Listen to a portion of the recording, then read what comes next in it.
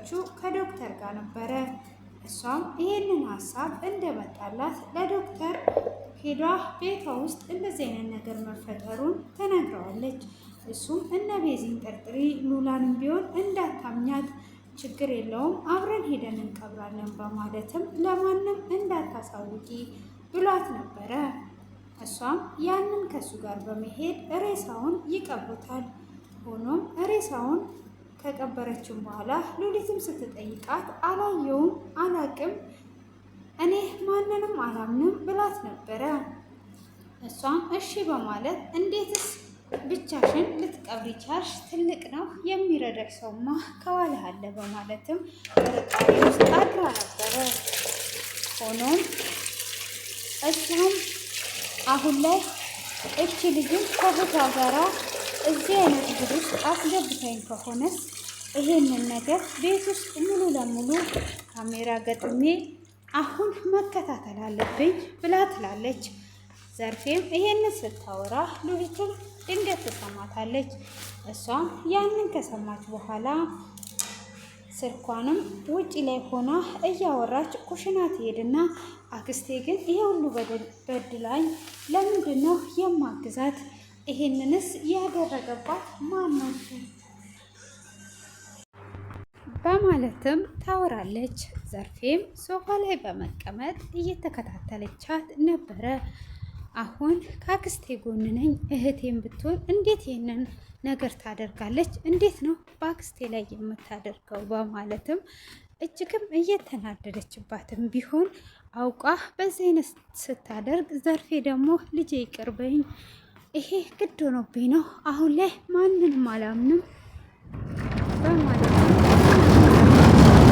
እሷም እንደዛ ስትል ግን ከማን ጋር ነው ያደረግሽው ብላም ትጠይቃታለች። ዘርፌም ያለውን ነገር ትነግራታለች። እኔ እኮ አንቺን አለማመን ብዬ ሳይሆን ሁሉንም አላመንኩም፣ ግን ብቻዬን አይደለም ያደረግኩት ከዶክተሩ ጋር ነው።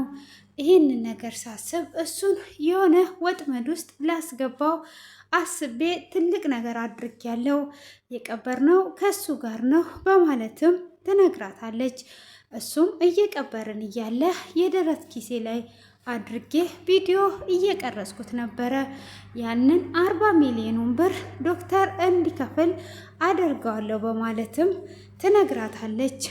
አሁን ጥሩ ሀሳብ አስበሻል አክስቴ፣ ይሄ መልካም ስራ ነው። ስለዚህ አሁን ላይ ሁሉም ነገር ይስተካከላል። ራሱ ባዘጋጀብሽ ወጥመድ ራሱ ገባ። ስለዚህ ይሄን ብር መክፈል አለበት። ትክክል ነሽ ብላ ትላታለች። አዎ ልጄ አሁን ላይ በቃ ልክ ነኝ፣ ብልጦናለሁ ብሎ ነቃውበት በማለትም ትላለች። ሉሊትም አሁን ትክክለኛው መንገድ ላይ ገብተሻል ማለት ነው፣ የእህቴን ንብረት አስመልሳለሁ እያለች ትገኛለች። ዘርፌ ግን አሁን ላይ ሉሊትን በሁሉም ነገር አምናት ትገኛለች። ሽብሩም እንግዲህ ሳራን አሁን ላይ እኔ አላገባሽም፣ እኔ ማግባት ያለብኝ ቤተሰቦቼ የመረጡልኝ ነው፣ ለቤተሰቦቼ ክብር ስል አሁን አግባት ተብያለሁ፣ ጉትራ ነው የማገባት ይላታል። ሳሪም እንዴት ነው እንደዛ የምትለው?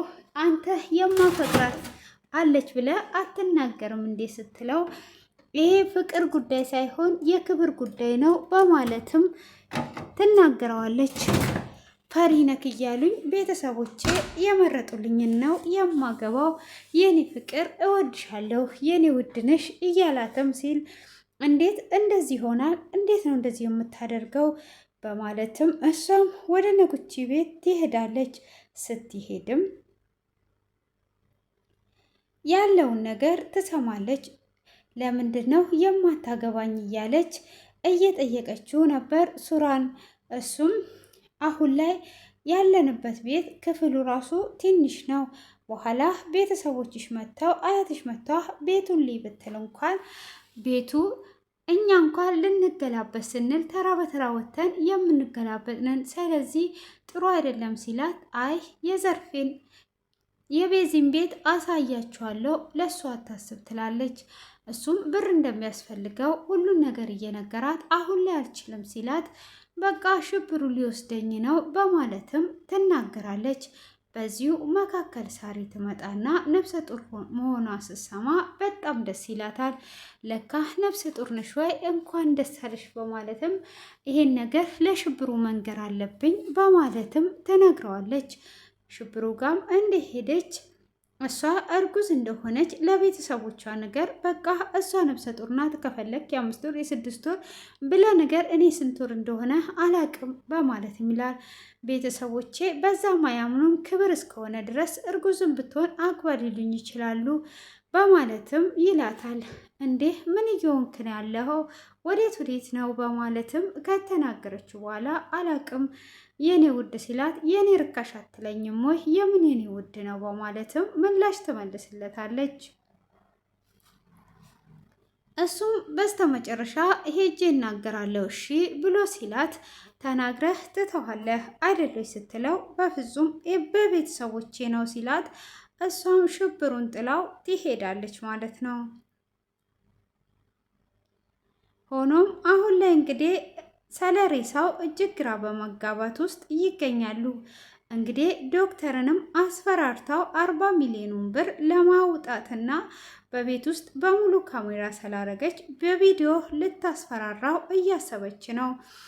እንግዲህ ሉሊትም ይህ ሀሳብሽ በጣም ጥሩ ነው በርቺበት እያለቻት ነው።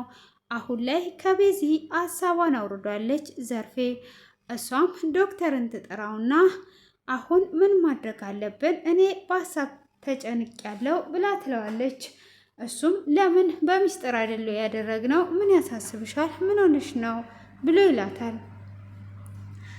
እሷም ምን በሚስጥር ነው ብለክ ነው እያለችም እያሾፈችበት እሺ ይሄንን ቪዲዮ እይ ትለዋለች። እሷም ተደብቃ ቪዲዮ እንደቀረጸችው እሱ ያየው ነገር አልነበረም። እሷም ደረቷ ላይ በማድረግ ነበር ይሄንን ቪዲዮ የው ስትለው ቪዲዮን ሲያየው እጅግ ይደነግጥና ይደነብራል።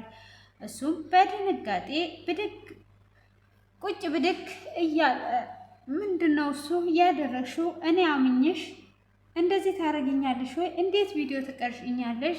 እኔ ላንቺ ብዬ አይደል ወይ ሲላት እሱ እኔም ማደርገው ነገር ግራ ስለገባኝ ስለዚህ አሁን ላይ አንተ 40 ሚሊዮን ብር እንድትከፍል እፈልጋለሁ ብላ ትለዋለች። ምን አልሽ ሲላት 40 ሚሊዮን ብር እንድትከፍል እፈልጋለሁ ካልከፈልክ ይሄንን ቪዲዮ አውጥቼ አሳስራለሁ፣ እስር ቤት መበስበስ ካልፈለግ ብላ ትለዋለች። እሱም እሺ ምን ይሻለኛል በማለትም ይደነግጣል። እሱም ከደነገጠ በኋላ ዘርፌም አሁን በቃ እሱ ይከፍላል። ሉሊትም ልክ እሱ እንደደነገጠ ነበር የመጣችው። ስትመጣ ምንድነው? ምን እየተካሄደ ነው ያለው? ለምንድነው አክስቴ ላይ የምትጮውባት? አንተ ከአክስቴ ላይ እጅን አንሳ ብያለሁ በማለትም ስትለው ዘርፌንም እንደማይተዋት ዝቶባት ነበር የወጣው። አክስቴ ምን ሆኖ ነው? ምን ተፈጥሮ ነው? በማለትም ስትላት ያቀርኩትን እቅድ ነግሬው ነው 40 ሚሊዮን ብር እንዲከፍል ቪዲዮ እንዲያስኩበት ስለነገርኩት ነው የተናደደው በማለት ትላታለች። ስለዚህ አሁን 40 ሚሊዮን ብር ይከፍላል ማለት ነው ወይ ብላ ስትል አዎ ግዴታ ነው ቪዲዮ እስካስኩበት ሲቀብር ጫካ ውስጥ ብላ ትናገራለች። እሷም እንደዛ ከሆነ ጥሩ ነው ግን የቲጂ ነገርስ እንዴት ሆነ? ቲጂ አሁን ላይ አንቺን ስለመሰለች ወስደው እዛ ትተዋታል። እንዴት አድርገን ነው እሷ የምናወጣው ስትል አንቺ አሁን በዚህን ሰዓት ስለሷ ታስቢያለሽ እንዴ? እኔ ስለሷ ምን አገባኝ? እኔ 40 ሚሊዮን ብር ብቻ ይስጠኝና ልስጣቸው። ካልሆነም 40 ሚሊዮን ብር የማይሰጠኝ ከሆነ ሁሉንም ነገር እሱ እንዳደረገው ይሄንን ቪዲዮ እልክላቸዋለሁ። ከዛ ከኔ ላይ ትኩረታቸውን አንስተው ወደ ዶክተር እንዲያደርጉ አደርጋለሁ በማለትም ለሉሊት ትነግራታለች። ሉሊትም ይሄ ጥሩ ሀሳብ ነው፣ በቃ ግን ካልከፈለ ስትል ቪዲዮን ለአሸባሪዎች እንደምትሰጥ እየነገረቻት ነበረ። ሆኖም በዛው መካከል ዶክተርም እንደዚህ አይነት ናት እንደዚህ ልታደርገኝ ነበር እንዴ? አሁን ጨዋታው ተጀምሯል ሲል እሱም የራሱን ሰው አድርጎ ቪዲዮ ቀርጿት ነበረ። እሱም ራሱን አውጥቶ እሷ ብቻ ስትቀብር ያለውን ቪዲዮ ነበረው። እሱም ስልክ ይደውልላትና ምን ነው እንዴት ሆነልሽ? አሁን ጨዋታው ተጀምሯል ብላ ይላታል። ምንድን ነው እሱ አልገባኝም። እኔ እኮ ልደውልልህ ነበር እንዴት አደረክ ብዬ ልጠይቅህ ልደውልልህ ስል ደወልክ አዘጋጀህልኝ ወይ ብላ ትለዋለች። አሁን እኮ እኔና አንቺም እኩል ሆነናል። በቴሌግራም ቪዲዮም ሆነ ፎቶ ልኬልሻለሁ እሱን ይሁና እናወራርዳለን ብሎ ይላታል። አየሽ አንቺም ስትቀርጭኝ እኔም የራሴ ሰው አድርጌ ቀርጬ ነበር። የራስሽን ቪዲዮ ብቻ አውጥቶ እንዲቀርጽ አድርጌ አስቀምጬ ነበረ። ስለዚህ ይሄንን ይመስላል። አሁን አንድ እኩል ሆነናል ብሎ ሲላት እጅግ ትደነግጥና ትደናበራለች።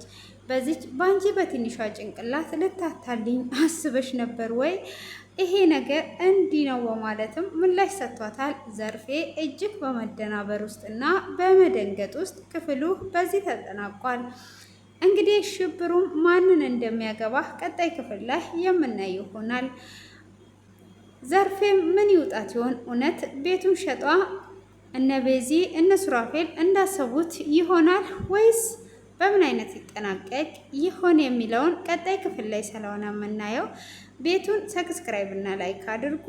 በትዕግስት ሁልጊዜም ስለምትከታተሉኝ ከልብ አመሰግናለሁ። ቀናችሁ ያማረ የተባረከ ይሁንላችሁ።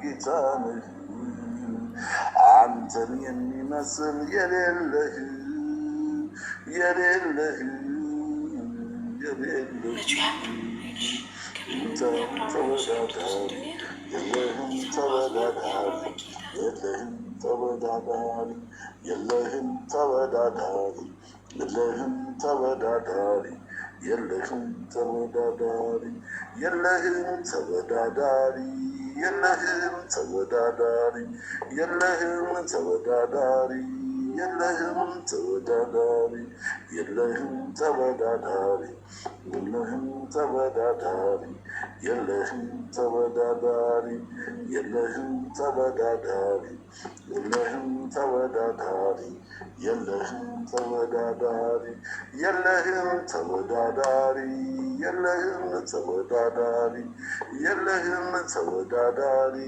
የለህም ተወዳዳሪ ጌታ ጌታ ጌታ ጌታ ነህ ጌታ ነህ ጌታ ነህ አንተን የሚመስል የሌለህ የሌለህ የሌለህ ጌታ ጌታ ጌታ ጌታ ነህ ጌታ ነህ ጌታ ነህ አንተን የሚመስል የሌለህ የሌለህ የሌለህ የሌለህ የሌለህ ጌታ ጌታ ጌታ ጌታ ነህ ጌታ ነህ ጌታ ነህ አንተን የሚመስል የሌለህ የሌለህ የሌለህ የለህም